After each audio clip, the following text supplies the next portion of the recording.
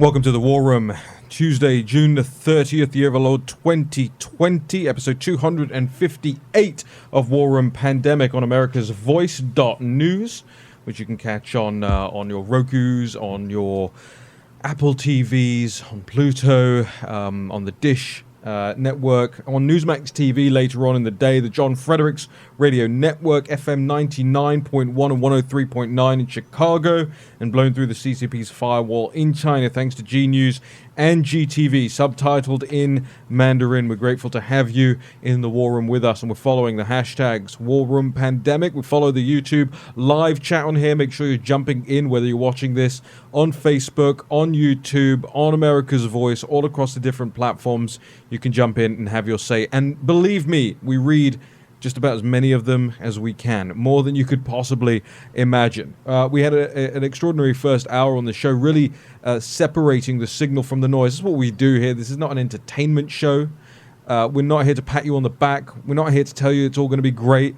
In fact, we're going to tell you, as Stephen K. Bannon likes to say, why you need to embrace the suck, why you're losing, why there are marauding mobs in the streets, and the media attacks those two people standing outside their home with their guns, attacks them, doesn't attack the mobs breaking into their private property. How did we get here? General Spalding joins us on the line now, one of our very, very favorite guests, the author of Stealth War.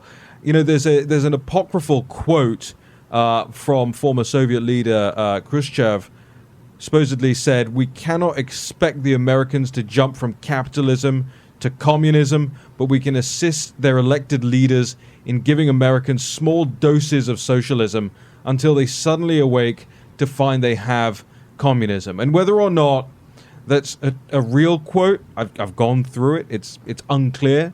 It's heavily attributed to him. Ronald Reagan even attributed it to Khrushchev back in the day. And the query and the question is, and General Spalding, we're very grateful to have you on the show here this morning.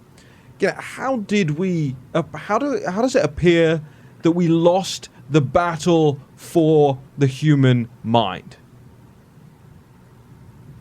Well, I think, having been a product of our university system and, been the object of essentially scorn for having different views and essentially self-silenced, I think what you have is one particular viewpoint that predominates in the education system. Let's not forget that you have over 100 Confucius institutes in that education system that are promoting, essentially Chinese Communist Party Marxism in our midst. And, in addition, we have 500,000 Chinese students who are fervent supporters of Marxism, because that's all they've been taught, essentially indoctrinated for their entire lives.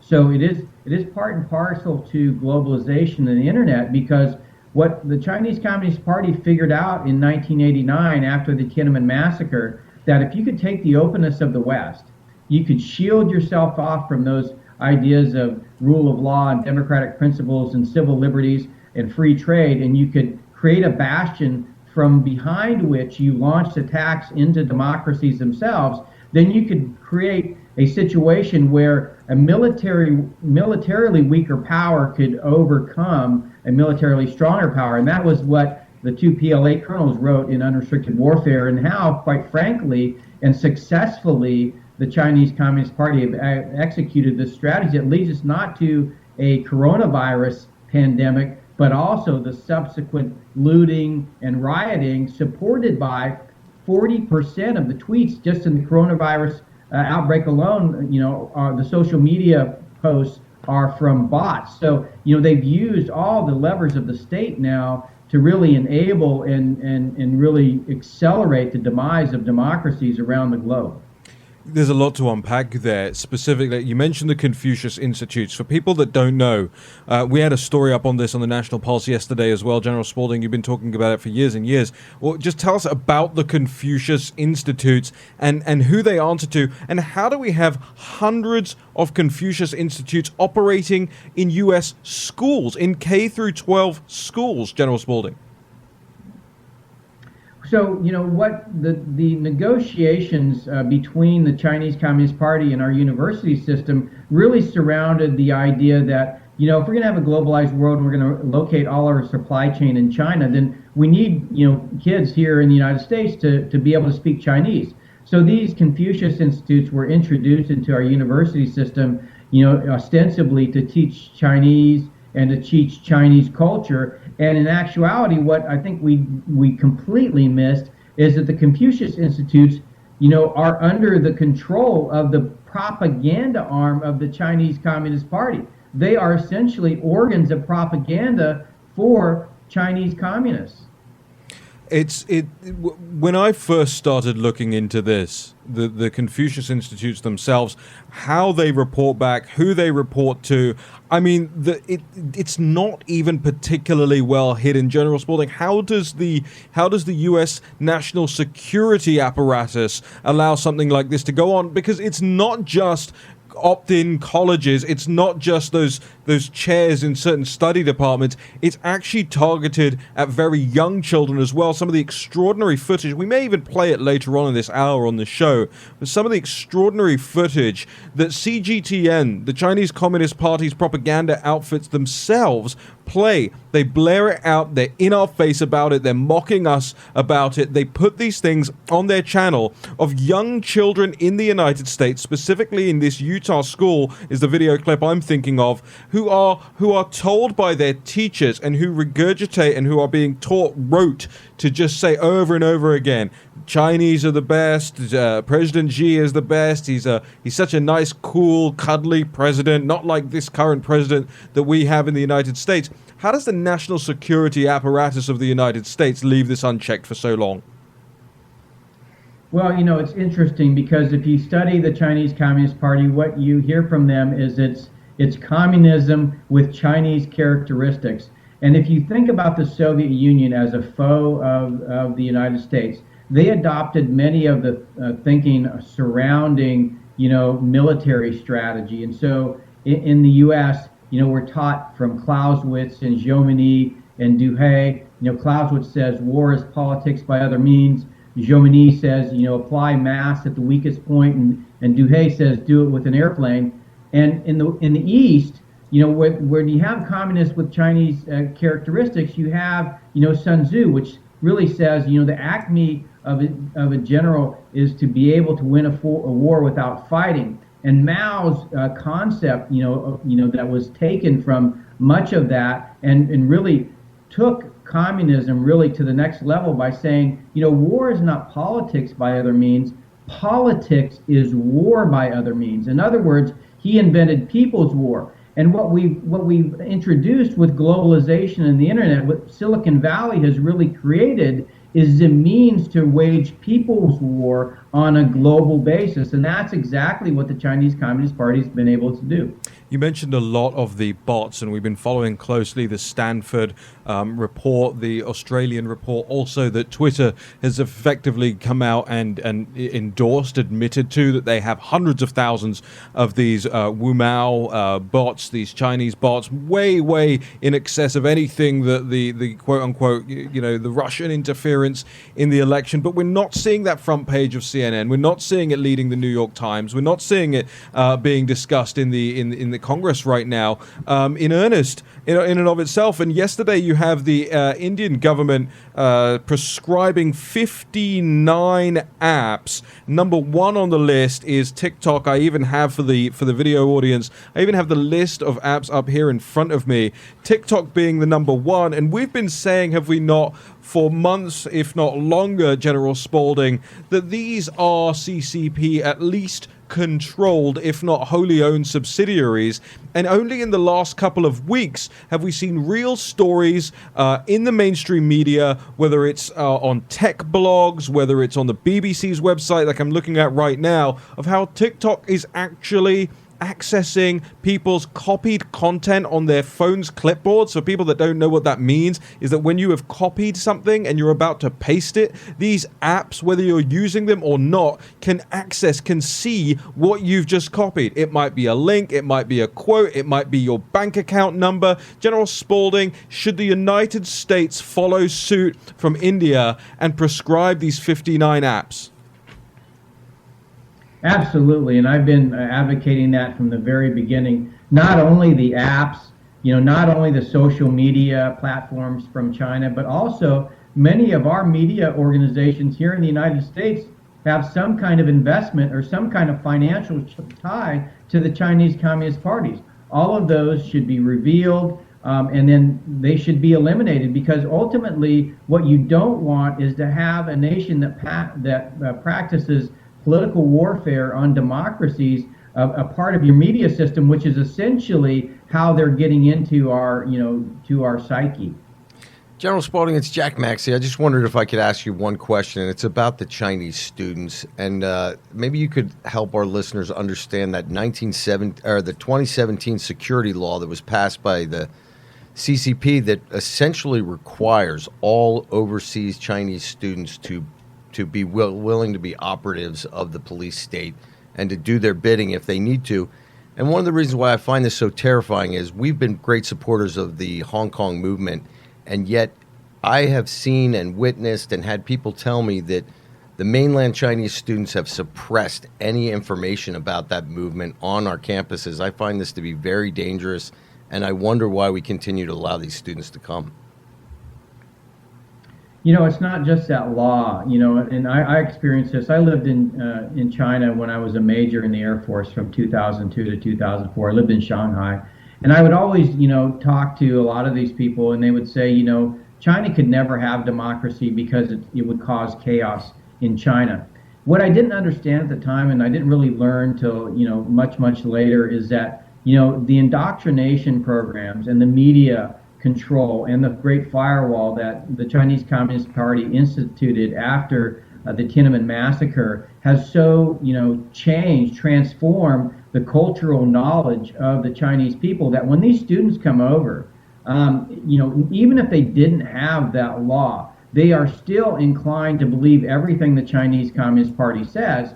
Now they get over here to the United States, they're in a university, there are so many Chinese students in our universities now, they tend to stay in clusters, they only speak Chinese, they are on their own social media platforms, which are censored by the Chinese government. Meanwhile, Chinese language media in the United States is completely controlled, excluding the Epoch Times, completely controlled by the Chinese Communist Party. That's why they were, required to, declare themselves as foreign agents. So what the Chinese Communist Party has been able to do is basically take this Great Firewall and extend it really everywhere, because they've been able to, because of globalization, really buy up all the Chinese language media around the world and control it. So now if you're speaking Chinese, mostly what the vision of events, the narrative that you're receiving is from the Chinese Communist Party. And so even without that law, you're going to have, most of the Chinese communists, most of these kids are going to really proclaim that they love China, they love the Chinese Communist Party, and they don't understand anything different. They have been brainwashed. General Spalding, just tell our audience, what's your Twitter handle? Where can they follow you? It's Robert_Spalding, no U in Spalding, and they can see me at generalspalding.com. That's fantastic. The author of Stealth War, by the way, it's such a fantastic book. If you don't have it yet, make sure you get it. We're going to be back in the war room with Greg Manns, Jack Maxey. Maybe Vush will pay attention to me after I stop throwing things at him here. Be back in just a moment.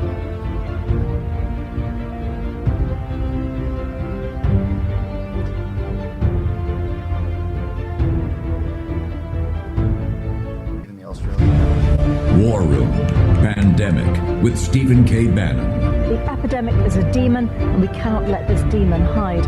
War Room Pandemic. Here's your host, Stephen K. Bannon. 2020 has been a gut punch to American business, and if you're going to succeed, you need every possible advantage. Smart companies run on NetSuite by Oracle, the world's #1 cloud business system. So get your free guide at netsuite.com/Bannon. Welcome back to the War Room. Greg Manns, Jack Maxey, Raheem Kassam here on Capitol Hill. You got all of us for the rest of the hour, so take great solace or discomfort in that, depending on which side of the aisle you're on, and depending on which side of the aisle you're on a whole number of issues. In the first hour, we went through big tech censorship, the in-your-face state, the Carl Bernstein, Greg, 4,500 word. This isn't, by the way, this isn't reporting, Mr. Bernstein. This is an opinion piece. This is an essay. This belongs in the Atlantic magazine, tucked behind a L'Oreal advert commercial in the Atlantic magazine. This is predominantly hearsay. Carl Bernstein purports to have sources who have told him this, but you go through this report, line by line, this op-ed, line by line, and it's the same regurgitative stuff that the establishment has hurled at this president for the last 3 years. Oh, he's in Putin's pocket. Oh, he's excusing Erdogan. Oh, he's been mean to Angela Merkel. Heaven forfend. Anybody hold NATO allies to account, not just for what they're doing and not paying their way, but for working with the Russian state on their own gas pipelines, meanwhile condemning President Trump as being some kind of Russian asset. That's the hypocrisy that's laid out there. And lest we forget that we should not be taking any lessons from a political establishment that emboldened Iran and the mullahs in Tehran, literally sending them cash for their nuclear program, their subversive attempt to turn to us with one cheek and say, yes, we're going to abide by this nuclear deal. And on the back, you look at the Fordo reactor, you look all across. They're not in compliance. And this is the political establishment that wants us to see what they say and take it with deference and reverence. And oh my goodness, sirs, you must be absolutely right. John Bolton, who's loved, 10 out of the last 3 wars. John Bolton, whose actions in Venezuela, whose will to go to war in Iran. And by the way, this is not about John Bolton the man. John Bolton the man who I bump into in the green room at Fox News over the last couple of years. Fine, nice to chat, great mustache. Your policies have been destructive for the United States, for its alliances around the world. You want to come out now and say, believe me, Orange Man bad. You're talking nonsense. Greg Manns. Yeah, and Raheem, I just want to go back to the point you made earlier in the show about the sourcing. There's no teeth in this when it comes to their sources, and even in the clip we played, he references sources being concerned about Erdogan and Putin's actions, but there's no real teeth, hard-hitting quotes in this, and if there were, he would put that in there, and so they obviously don't exist. Reality is that John Bolton has shown himself to be a small man. This is a guy who didn't get his way. He didn't get the opportunity to send your children to another war, and now he's complaining. To me, it says everything about his character, and really there's no reason to even comment on it. I mean, I think real men understand it. That's a very good point. In a lot of ways, listen to Jack Maxey, in a lot of ways, this is the noise, right? This is you gotta go through line by line to pick out the signal. But so much of this is noise. And how many days do we have until the first ballots are cast? 80 days. It's 80 days. It's 80 days until the first ballots are cast for President of the United States. No wonder, with Biden in his basement, with Biden still hiding, no wonder you're seeing things like this. I'm going to get myself worked up right here. But here's the thing. We need to cover a lot more on the show. Go ahead, Jack. I'll just say one more thing about Bolton because it's illustrative. You remember when you played high school football or something, you lose the game, and there's always that punk who has an excuse because they lost the game because of somebody else. He's not a team player. Yeah. No, that is sounding more and more like Bolton by the day. Here's the thing, guys. You got to start paying hyper close attention, and you are the street team. You are the people. You're not just here to consume information. You're here to make sure it gets to more and more people. Yeah, just every day, here is a thought that crosses my mind, and I don't know, gentlemen, if you feel exactly the same way, but I'll see something. Let's take this list of Chinese apps, right, that India has now banned. I'll see something like this. I might even tweet about it or parlay it or put it on my Facebook page or mention it on this show, and then I'll think my job is done. I reached the audience I was going to reach, and I think, no. Think about how many people out there have not heard about this, and how do we reach those people? So for you guys at home, listening to this, watching this, just remember, your neighbors, the people who serve with you on your parent-teacher association, the people you work with, the people you encounter in your day-to-day life, they probably have not seen this list. The likelihood is they have not seen this list. And the likelihood is, by the way, that either them or their kids have TikTok installed. So when you copy and paste your password, TikTok knows what your password is. The Chinese Communist Party knows what your password is. Clash of Kings? Clash of Kings is number 7 on this list. Clash of Kings is an app, a game, that lots of people use, that millions of people use. You go through this list, WeChat, Weibo, all the other things that they've lured you into installing on your phone or on your Facebook via an app. It's your job to make sure that people around you are aware of this. And we want to hear from you in the live chat on #WarRoomPandemic every single day, what you're doing to make sure that more people know about this stuff. And one of the things that a lot of people don't know about, and one of the things that's not getting enough attention, Jack Maxey, is the Hong Kong security law that we saw pass yesterday. The Hong Kong security law went into effect last night in the dark of night with a 100% vote in the I don't know what we would call it, the CCP legislature in quotations. But what's frightening today is you have Carrie Lam, who is the head of Hong Kong, and she is now parroting everything that the CCP says. She made a statement this morning. Other countries have security laws. Why can't we have law?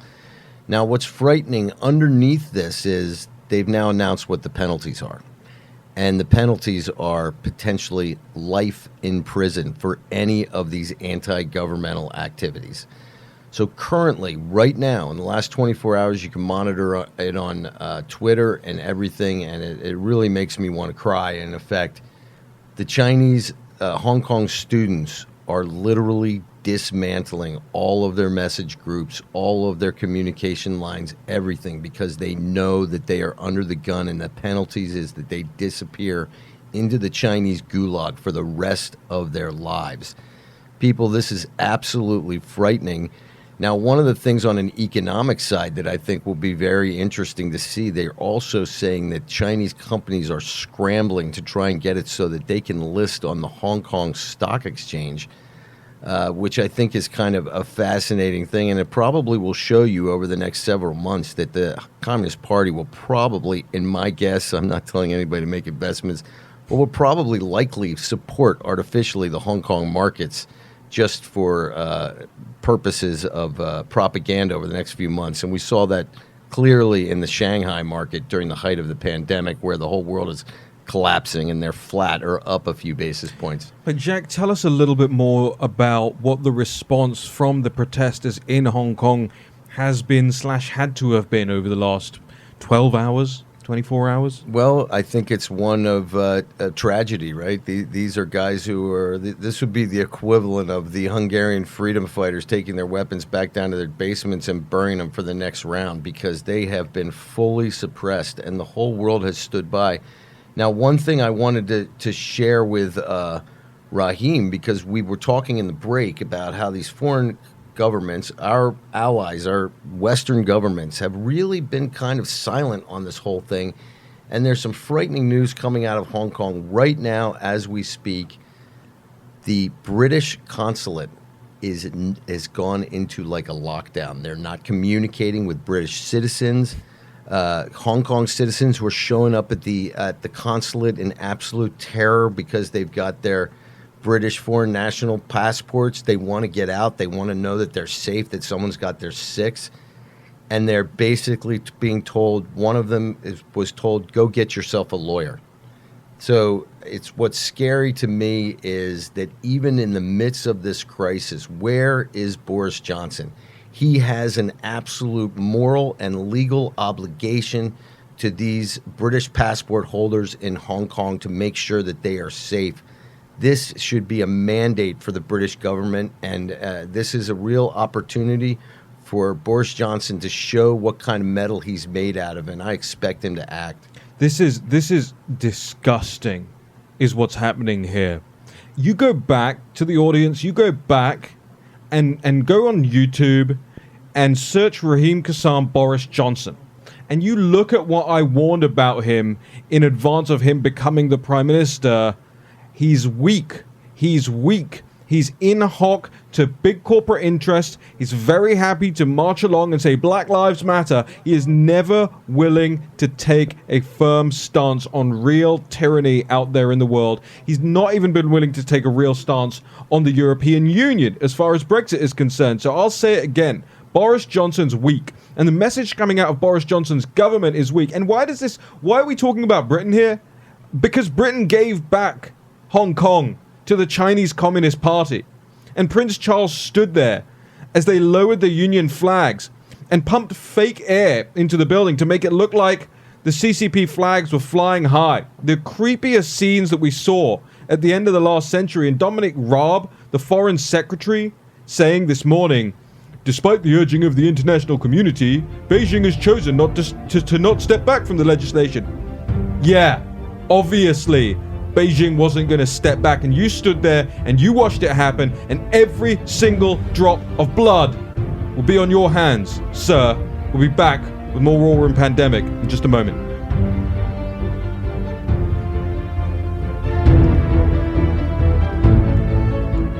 Passports War Room Pandemic with Stephen K. Bannon.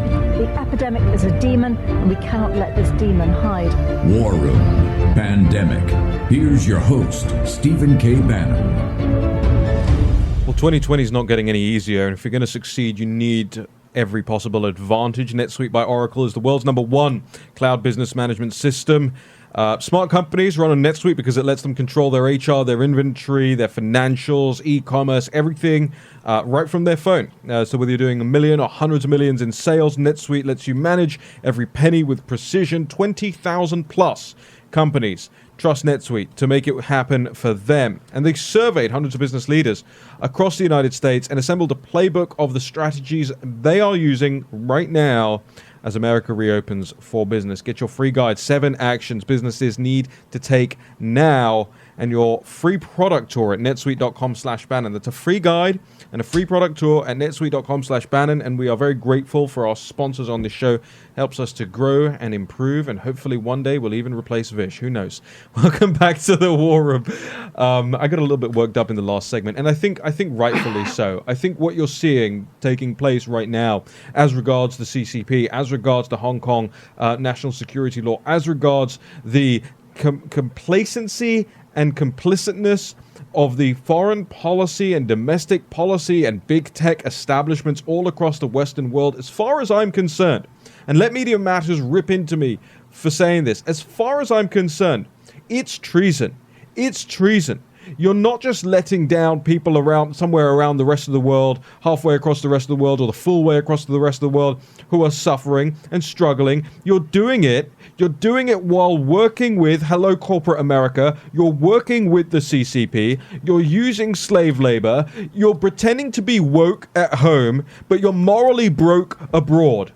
And it's the United Kingdom government who promised, who pledged all these Hong Kongers, especially those with British passports, that they're going to get taken care of, that we're going to look after you, that you'll always have refuge in the United Kingdom. The second the national security law passes, where is the British government? Where is the British government? Crickets. It's crickets. You want to know why November the 3rd is so important? You want to know why all this noise is completely gibberish, is irrelevant, is because what is Hong Kong going to look like? What is the CCP going to look like? And what is the middle of America going to look like if Joe Biden is president? If Beijing Biden gets in and flips the whole America First back to what it was before. The national security policy of the political establishment here in the United States was not America First. It was CCP first. Oh, sorry. It was line my pockets first. And whether it's the CCP or the mullahs in Tehran or whoever around the world came knocking with a fat check, it was that first. Jack Maxey. Well, listen, we've seen this betrayal of the interests of the Western deplorables across the world, and the elites in the West are not only responsible for betraying us, they are responsible for betraying the people of China. Through cooperation in the pursuit of money, we have created a monster in China that represses 1.4 billion people inside their own borders, and whose objective is to use the apparatus of the state, the ability to have round-the-clock monitoring of your every thought, your every post, your every tweet, so that they know who is with them, who is against them, who needs to be eliminated immediately. And one of the things, I'd like to give a little illustration from history that'll show you just how dangerous these kind of movements, the one we're seeing in our country right now. And it's a little thing that happened during the Tet Offensive. The North Vietnamese took the imperial city called Hue or Hue in Vietnam, and they only held it for a few days. People who watch movies would have seen some of the kind of a Hollywood version of the combat in the movie Full Metal Jacket. But what was so fascinating about when the communists took Hue, in a matter of basically 24 hours, they literally executed thousands of people. And the CIA and everybody, military intelligence, they could not understand how could these guys hold the city for just a couple of days and literally eliminate everybody. School teachers, doctors, lawyers, professors, guy who owned a corner store who didn't seem to support Ho Chi Minh. These people were all rounded up and killed. And you know what they found out? They found out that Quislings, sympathizers of the Marxist movement, of the Maoist movement, inside Hue had been compiling enemies lists for years, maybe decades, and providing these detailed lists to the communists with addresses, photographs, you name it. I had a briefing once in the Navy where one of our prisoners in North Vietnam, someone said, hey, Captain, what made you break? It was a very important briefing we were having about what it would be like to be captured. And he said after 2.5 years in prison, he said, you know what made me break? They showed me photographs of my wife and children down in Virginia Beach playing in front of our house. So they implied that they could get them. Who gave the North Vietnamese those photographs? Student Quislings here in the United States who are working on behalf of a foreign government to destroy this country. The same thing is happening again today, people. This is something that we need to be very, very concerned about. They are trying to poison the minds of the youth. And if you look through history, it is the youth that always create these problems. Look at Nazi Germany, for example. In Nazi Germany, it was not Joseph Goebbels and Adolf Hitler who started the book burnings. This was college students of their own initiative who went out and began burning the books at their universities. It was only later that the party picked up on their enthusiasm and made it a nationwide program. We're watching this the same way. You watch, all these corporations adopt the most extreme positions of the movement we see in the street.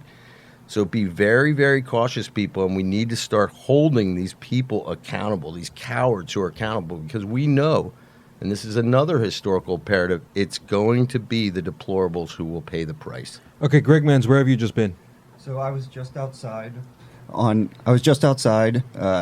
Placed a call to the British consulate in Hong Kong. Yep. And their normal business hours were outside of that time frame. Yep. So I was automatically transferred to a London office. Mm-hmm. And the woman I spoke with said that they are still processing people in Hong Kong during those normal business hours. There is a crisis going on in that country.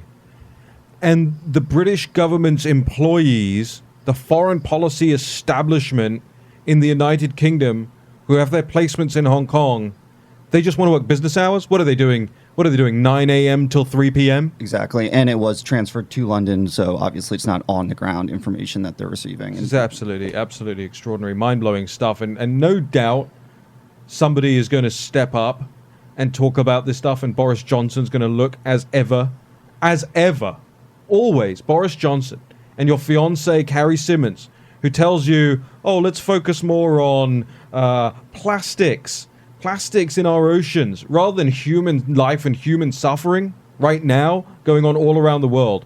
Well, if we want to concentrate on plastics in your ocean, China is your number one enemy too, the largest polluter on planet Earth. And trust me, this we're going to get into this in a minute. This Yangtze River flood is going to put a lot more into the sea. We will get into that in just a second. I want to use the time remaining in this block to show the audience something they may not have seen yet. Now, General Spalding came on in the A block of this hour. And if you missed that, make sure you go back. General Spalding's always such a great patriot and such a great contribution to this show. So important to read Stealth War. But what I want to do is show you this video clip. This is from CGTN. This is the Chinese Communist Party's propaganda outfit. And this clip isn't new. This clip has been around for some time. And if you're an avid follower of the National Pulse, you would have seen us write about it probably back in March. But this is pertinent and very, very pertinent right now. It's so important that you realize when General Spalding talks about the Confucius Institutes and when you talk about going into schools in the United States, it's so important that you see exactly what's going on here. Because as I say, the CNN opposition party media on the television screen behind me will not show you this. It will not teach you what's going on here. Let's roll just a little bit of this clip so people can get a sense of what's going on in U.S. schools. You may know more about Chinese history and culture. I'm really glad to see that you can write such beautiful Chinese characters and are so fluent in the language. I hope you will keep at it, make even bigger progress, and become young ambassadors for Sino-American friendship. This year is the Year of the Rat in the Chinese lunar calendar. I wish you all happiness, health, and progress in the new year. You're most welcome to visit China. Signed, Xi Jinping, President of People's Republic of China. I think we would be quiet. 我跟他说我很喜欢读书和我要来中国。我老师告诉我你喜欢做踢足球，和我告诉他我也喜欢做踢足球。我很想去中国吃中国菜和看熊猫。我也说我属老虎，你属什么？日本人和你。我喜欢吃麻婆豆腐，可是你也喜欢麻婆豆腐吗？然后我也写了，你来美国，我要跟你去一个地方玩。That is the Cascade Elementary School in Utah. That's one of the examples that we have of CCP influence. That was a letter, by the way, at the beginning, supposedly written by Xi Jinping to those school children, how lovely and fluffy China and the Chinese Communist Party is, how much he wants them to visit, and you see immediately afterwards the clapping. If that doesn't make your blood boil, Jack Maxey. Well, one thing I thought was so interesting, and I don't know much about why they name these things this way, but it does have an impact on me in terms of a metaphor. 2020 is the year of the rat. I think we know who the global rat is this year. It is Chairman Xi. It is the CCP, the Communist Party that has spread this disease across the planet, killing hundreds of thousands of people, collapsing the economies, not only of the West, but we have to think really hard about the impact that this is having in the third world, like in Africa, where no one has been able to work for months.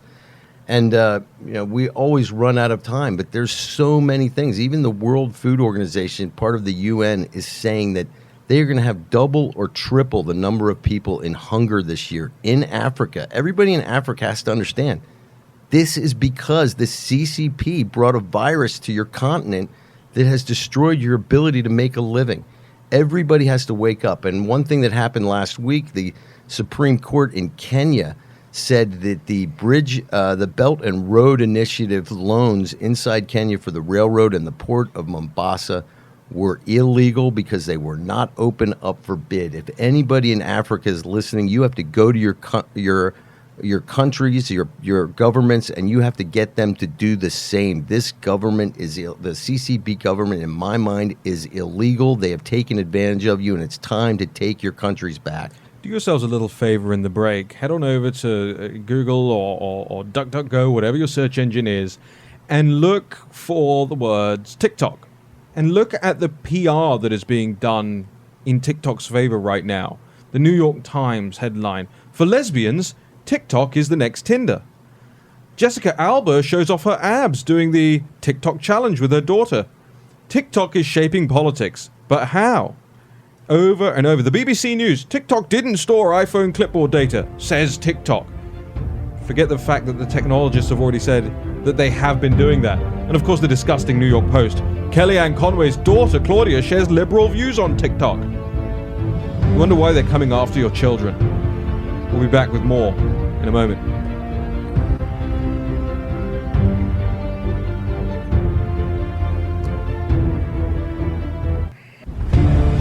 War Room Pandemic with Stephen K. Bannon. The epidemic is a demon, and we cannot let this demon hide. War Room Pandemic. Here's your host, Stephen K. Bannon. On America's Voice, News, Newsmax TV, the John Fredericks Radio Network, FM 99.1 and 103.9 in Chicago, and blown through the CCP's firewall in China, thanks to G News and GTV. Reaching people that the rest of the world apparently isn't bothering to reach right now. If you listen to the last segment, what's happening in Hong Kong right now, pay very, very close attention to it. I want to hand it over now to Jack Maxey. Jack, what's taking place in China proper? Well, in China proper, something that there's been kind of a news blackout, and you can find this out by just going to Google and type in China flooding, put a 24-hour collar on the news, and you will be shocked at how little there is. Also, I would recommend that everybody go to look at the radar weather forecast page for China. You will see that there are bands of rain that are stretching up through the Indian subcontinent, over the Himalayas, and are essentially going across China in a big band. We've seen massive rain there. They have the biggest floods in 80 years. Some of you may have heard about this idea that potentially the Three Gorges Dam is in trouble of collapsing. I would not be one to promote that idea. But what we are seeing is that today in Wuhan, apparently the river is coming up over the banks, starting to flood the city in some respect. Now the flow all the way down at where Wuhan is well below the Three Gorges Dam. Cities below the Three Gorges Dam are suffering some of the highest water that they've seen in years. And the understanding is that the Three Gorges Dam is very near to its complete capacity. They are releasing as much as they can downstream with the hopes that they don't flood things downstream, but it is a very, very tenuous situation. Also, I would recommend anybody go do a Google search on the Yangtze River drainage, and you will put that over the weather forecast for the next 2 weeks, and you see that China has a very, very serious problem. The government has put out notices that Chinese citizens are not supposed to post any videos of the flooding. Something to keep in mind, as we've talked about over many months, this idea of a Chinese supply chain, pharmaceuticals, chemicals, etc. The vast majority of Chinese chemical industry and Chinese pharmaceutical industry is downstream from the Three Gorges Dam. So as we see this historical river overflow its banks, whether the dam holds or not, they are in for some serious economic impact along the Yangtze River all the way into Wuhan. And I consider Wuhan to be sort of the canary in the coal mine, because if Wuhan starts to get flooded, then you will know that the upper reaches of the Yangtze are not going to be able to be controlled. And as I say, it's a very serious situation. It's not something that we want to see happen, because there are many, many fine, innocent people in China who would be impacted. But it's something that I recommend everybody keep an eye on. Now, there's something else that I want to talk about with China, too. And we don't really discuss this, some of the internal problems that are going on in China. And currently, right now, they are claiming that they have 80 million people who are out of work this spring. Normally, they require 11 million new jobs just to keep the economy flat. So these are 80 who've lost jobs. They need 11 more for this year just to remain flat. And there's a little conflict going on between Chairman Xi and Chinese Premier Li Keqiang.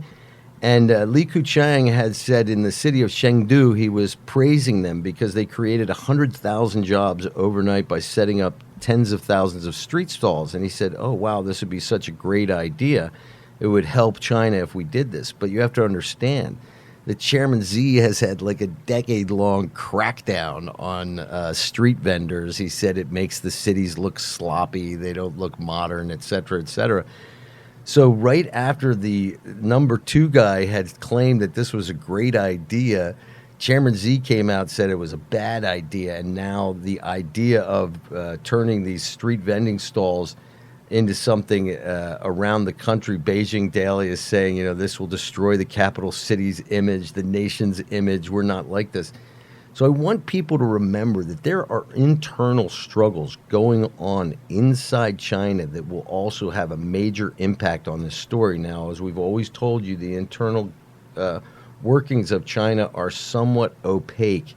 But I think that this little story, and I'll post it, CNN covered it over the weekend. I've never seen anybody else comment on it, but the story is filled with gems. It's on my Twitter feed. I think that there is much more internal chaos going inside China, inside the CCP, than we are aware of. The fact that something as big as this, that they were not on the same page, and then they're in absolute opposition to each other in the press, in the official Chinese press. It's something to keep an eye on. Also, I think we gotta pray for the Chinese people, because God forbid that the Three Gorges Dam does fall, because it would probably be one of the greatest human catastrophes in human history. But this, to me, all leads to this kind of movement of history whereby the Chinese Communist Party is losing their mandate of heaven. In the year of the rat, we have had the CCP virus devastate the Chinese economy and poison the entire world. And now you are seeing even the heavens betray the Chinese Communist Party as they pour down water and test their Three Gorges Dam. So everybody pay attention. Let's, as we always say, pray for the Chinese people, pray for the Chinese deplorables. We are all on the same team in this, the Lao Beijing. Old 100 names. Okay, we've got about 90 seconds left here. Greg, if you don't have any, do you have anything else for us right here? Because I have something. What do you got? Just going back to the early voting, Minnesota, we talked about, is going to be the first to start that, and that's a battleground state. So that's something to keep an eye on as we move forward towards the election. As we wrap, this is a bit of noise. It's a bit of noise. But remember, yesterday, the Democratic Party of America said that President Trump holding a July 4th celebration at Mount Rushmore was a white supremacy rally. They deleted that tweet. But the fact that it went out, the fact that they said that, I mean, I can't tell you how little it shocks me, but how angry the country will be at seeing that. In 2017, I wrote an op-ed, I have it up in front of me, in 20, you can go look it for yourself, type in Kassam, Breitbart, Mount Rushmore. In 2017, I wrote, they're coming for Mount Rushmore. They should be tearing down the Democrat Party if you want to tear down slavery. 2017. We'll be back tomorrow. More War Room Pandemic. Greg Mans, Jack Maxey, Raheem Kassam, Stephen K. Bannon. I want to thank our producers. We'll see you then.